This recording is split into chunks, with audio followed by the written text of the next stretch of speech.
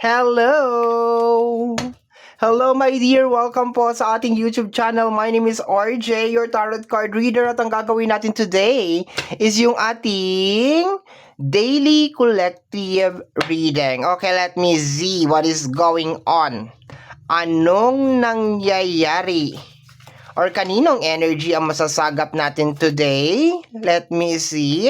Kagaya po na sinasabi ko, my dear, sa lahat po ng ating daily collective reading, sa tamang panahon, sa tamang oras, hahanapin ka ng reading na ito. Okay, so let's go na tayo. Let's go. Tingnan natin yung ating first card.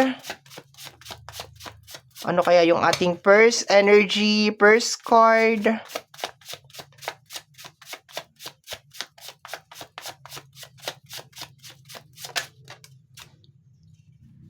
May kaunting sama ng loob. Okay. So, ang nakukuha ko dito, my dear, is itong card na to is energy mo. Okay, normally, pag nagde-daily collective ako, ang nakukuha ko is energy galing sa outside. Pero itong first card na to, this is your energy. Okay? So, parang may kinikim-kim ka na something. Okay? May sama ng loob na parang may low pressure area na nangyayari sa loob mo, okay? Pero hindi naman siya yun to the point na parang galit na galit, okay? It's more on parang masama lang yung loob mo, okay? Possible na baka hindi mo naiintindihan, possible na maraming katanungan na nangyayari sa utak mo, okay? Pero may konting sama ng loob. Ibig sabihin, mayroong something na nangyayari sa'yo, okay? So, let me see. And kung meron po kayo naririnig na ingay in the background, please kindly ignore it. Pasensya na po. Proceed lang tayo sa ating reading. Let me see. May kaunting sama ng loob. So, ang ating mga collective or ang ating collective na energy for today is meron sama ng loob. Palipad hangin. Okay. May palipad hangin na nangyayari. Okay. So far sa combination ng dalawang card na to, kaya sumasama yung loob mo, my dear, or parang may nangyayari sa'yo is because hindi mo maintindihan kung ano ang ginawa mo to receive this kind of energy. Pero definitely, meron nangyayari na palipad hangin as of this moment sa area of responsibility. And possible na alam mo ito. Okay, you are aware, in short. Okay? So, baka hindi mo maintindihan, ano ba ginawa ko? Bakit kailangan nyo gawin sa akin to? Diba? Bakit kailangan may ganito? Okay? So, possible. Kaya masama ang loob mo or may konting sama ng loob na namumuo sa'yo because wala ka naman siguro maisip, my dear, na dahilan kung bakit kailangan gawan ka ng ganito. Okay? Let me see. Or bakit kailangan gawin sa'yo yung ganitong mga bagay. Wala kang maisip na any valid reason, my dear, para gawin sa'yo yung ganito. Okay? Your success is their karma. I understand. Naintindihan ko na, my dear. Merong mga tao, my dear, na they hate your success. Na nagagalit sila because you are successful or baka you are okay. Hindi nila nagugustuhan yung mga positive na energy na nangyayari sa'yo, my dear. Actually, yung success na nangyayari sa'yo is nagkakos ng karma sa kanila. Bakit? Bakit? Because ayaw nila, my dear, na maging successful ka. Kaso ang nangyayari, my dear, is nagiging successful ka. Ibig sabihin parang, let us just convert yung energy, my dear, na na-overcome mo kung ano man tong ginagawa sa'yo. Like, for example, itong palipad hangin. Okay.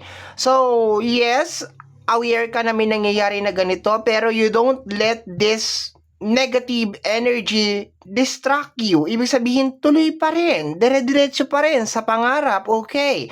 Nararamdaman mo na may ganito. You can feel it. You cannot see it, definitely. Pero, alam mo na there's something wrong. Ang maganda lang kasi sa iyo, my dear, is talagang tuloy-tuloy ka lang. Dire-diretso ka lang. Okay, rain or shine. Dire-diretso ka lang. And, naiintindihan ko na, my dear, kung bakit may ganito na nangyayari sa iyo as of this moment because meron kang success na energy and people hate that you are successful or you are okay, that you are fine. Ayaw nila na okay ka na o nakangiti ka. Ayaw nila. Pag makarinig ng balita na you are successful, that you are doing fine, or meron ka ma-accomplish, di sila masaya. They're not happy. Let me see, my dear. Next card. Okay, ang dami. Meron nag-flip. Okay. Ongoing investigation. Okay, meron kang ongoing investigation. And somebody is coming from outside to. May konting sama ng loob, palipad hangin, your success is their karma and ongoing investigation. Actually, sa ongoing investigation, ang nakukuha ko, my dear, is curiosity. Okay, may nakikurious, how did you do it? Paano? Paano mo naka-counter flow or paano mo nabablock itong ginagawa sa'yo na something negative? Okay? Paano mo nakikerry? Paano mo kinakaya? Paano mo nakokontra? Paano? They are asking, okay, nagtatanong sila, what kind of magic or what kind of secret do you have para mangyari itong kakaibang senaryo. I have this very, very strong feeling, my dear, sa dinami-dami siguro ng tao na ginagawa nila ng ganito, you are one of the kind. Kasi ikaw lang yung nag-iisa, my dear, na ginagawa ng palipad hangin or something na kaya mong kontrolin. Okay, normally, karamihan siguro ng ginagawa nila ng ganito is like, hindi na alam kung anong gagawin kinabukasan or ganon, like, hindi na magpapatuloy. Pero I can see that you are nagpapatuloy ka, my dear. Nagpapatuloy ka sa buhay. Lumalaban ka talaga, okay? And nagtatanong or merong investigation na nangyayari, my dear, okay? Kung paano mo nagagawa ito. Curiosity, okay? Yun ang nakukuha ko. Next card over here is he or she want you to be crazy. I told you, merong tao, my dear, normally hangin eh. So, hindi na ako nagtataka. Gustong mabaliw ka. Gusto na, sabi ko nga sa'yo, my dear, sa dinami-dami ng tao na ginawa nila ng ganito, nagbubukod tangi ka na nakatayo pa rin hanggang sa ngayon. Nagbubukod tangi ka, my dear, and nagtataka sila kung anong meron ka. Kasi to the point na yung success mo rin, every time na na-overcome mo itong binabato nila na spell sa'yo or something, nagkakaroon sila ng karma. Okay, nagkakaroon sila ng karma. Kinakarma sila. May nangyayari sa buhay nila. Bawat isa sa kanila, if this is a group, bawat member is nagkakaroon ng something. Is either, basta may nangyayari na something. Okay. Pero ang pinaka-target is, he or she want you to be crazy. Okay, gusto na maging syulang-syulang ka. Okay, or maglakad ka na nakabahag or something. Okay, we have here, you cannot change your past, but you can build a better future. Isa ba to sa mga pinaniniwalaan mo, my dear? Okay, kung ano nangyari sa nakaraan, past is past, and mahalaga sa iyo yung future. Probably baka may ganito ka na energy, and this is actually one of the energy na meron ka. You cannot change your past, but you can build a better future. Okay? Nakapokus ka siguro sa future. Okay? We have here, it's okay to be different. Yes, you are different to the point, my dear, na they are investigating kung anong meron ka. Bakit ganun?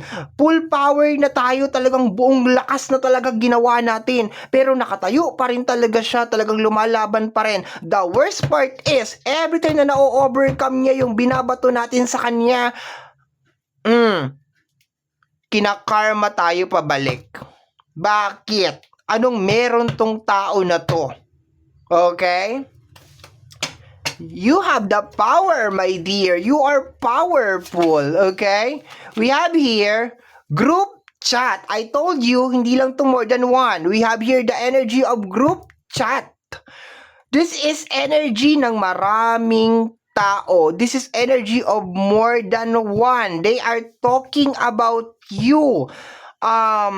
They are watching you, okay? Naghihintay sila ng result. Gusto nila maging crazy ka. Gusto nila bumigay ka. Gusto nila mag-breakdown ka. Okay? Meron tayong group chat. May nag-uusap sa group chat or maybe merong group na specific lang para sa'yo. Okay? Like, ikaw yung pinaka-target or maybe this is a group chat na nakukuha ko, my dear, hindi lang ikaw ang naging unang biktima. Hindi lang ikaw ang naging unang biktima. But the very unique energy na nakukuha ko is, ikaw yung kakaiba. You have this very different energy. Ang pinakatamang words na gamitin dito is possible lang ha. Possible na hanap na nila yung katapat nila. And ikaw yon. Ikaw yon. Okay, let me see. Next card, my dear. Next card. We have your energy of masked. Maskara. Okay, may mga nagsusuot ng maskara. Pretending. Probably baka kaibigan mo. Probably baka kakilala mo. Okay, this is parang chain, parang magkakadugtong, parang magkakakilala. They are connected. Meron mga nagsusuot ng maskara, meron nagpi-fake, meron mga tao na close sa'yo. And hindi nila pwedeng i-expose yung pagkakakilala nila, my dear. Hindi pwede na-expose nila na, okay, kasali ako sa group na to, kasali ako sa ganito. Because once na-expose nila yun, hindi na sila makakakuha ng kahit anong details sa'yo. So, ang nangyayari kasi, is parang nagkakaroon ng frustration dito, my dear. Like, the energy of frustration na, bakit ganon? Like, di ba, wala na kayong ma-report. Ano bang sikreto nitong tao na to? Bakit hindi nyo mahanap? Bakit hindi nyo alam mo yung ganon? Like, probably meron your best friend or somebody close to you is member din nitong group na to or something, or maybe one of your family member is doon ka sa baba, anak, wag ka dito matulog. Okay, one of your family member is member sa group na to. Okay, somebody is really really close sa you, my dear, is member sa group na to. But ang problema, my dear, is maski siya na sobrang close sa iyo, is hindi niya rin alam kung anong meron ka, kung bakit hindi nagwo-work, or bakit nakakayanan mo itong mga ginagawa nila against you. Okay? Somebody's wearing a mask. Itong buong group na ito, my dear, they are wearing a mask. Okay? Meron maskara silang suot-suot, okay? Or maybe sa grupo nila meron silang mask or something, okay? Pero itong energy ng mask na to, my dear, is energy to ng pagpapanggap. I can feel, my dear, na parang somebody sa circle mo is member ng group na to. And maski siya, hindi niya alam kung ano yung sikreto mo, okay? And merong ongoing na investigation. They want to know kung paano mo nagagawa to. Okay, we have your energy ng empty wallet. Okay, so ayan na yung mga agenda nila. Merong gustong mabaliw ka, merong gustong maghirap ka. Empty wallet. Okay, my God, what is going on? God bless. Okay, patawarin po itong mga, oh my gulay. Let me see. Intense ang collective natin today. See, like very very intense. Okay, it is always important to trust yourself. Okay, siguro baka tinatanggal nila sa'yo to. Remember, gusto ka nila mabaliw, gusto nila, my dear, na mag-breakdown ka or something. So this is a reminder sa'yo, my dear, na it's always important to trust yourself. Or baka meron ka na mga kutob kung sino tong mga tao na to. And this is a confirmation, my dear, na yes, tama yung mga kutob mo, kasali siya dun sa group na yon, or espiya siya, pinadala lang sa buhay mo, blah blah blah blah, so on and so forth. Okay, we have here surprise. We have your energy ng surprise. Okay, yes, I can feel na itong group na to is experiencing itong surprise. I think ikaw hindi ka na surprise, you are not that surprised kung bakit meron talaga nag-i-exist na ganitong mga tao sa mundo. Okay, actually parang alam mo na or you have this pakiramdam na yes, posible nag-i-exist talaga tong mga tao na to na talagang gumawa sila ng grupo para pabagsakin lang yung isang tao or talagang nag-anib-anib sila, nagsanib-sanib questa sila para pabagsakin lang yung isang tao or something like that. I think you are not surprised anymore or hindi ka na magiging surprised, hindi ka na magugulat, my dear, if malalaman mo or mako-confirm yung kutob mo na yung isang tao is member or isang tao sa circle mo, close circle mo is member sa group na ito and yun ang tanging motive niya kung bakit siya pumasok sa life mo. Pero I can feel na itong energy ng surprise is definitely nangyayari to dito sa group na ito. Okay, they are surprised how powerful you are. There is a stranger inside the house. I told you, somebody inside your circle is kasama dito sa group na ito. Somebody inside your circle is kasama sa group na ito. He or she is actually wearing a mask. Siya yung impormante ng lahat ng nangyayari sa buhay mo. Siya yung naglalabas o nagli-leak out ng mga bagay na kailangan malaman ng group na ito. Kinakailangan nila ng mata sa loob ng buhay mo. Okay, that's what happening. But the problem here, my dear, is maski itong pinaka-impormante nila is hindi alam kung ano yung sekreto mo.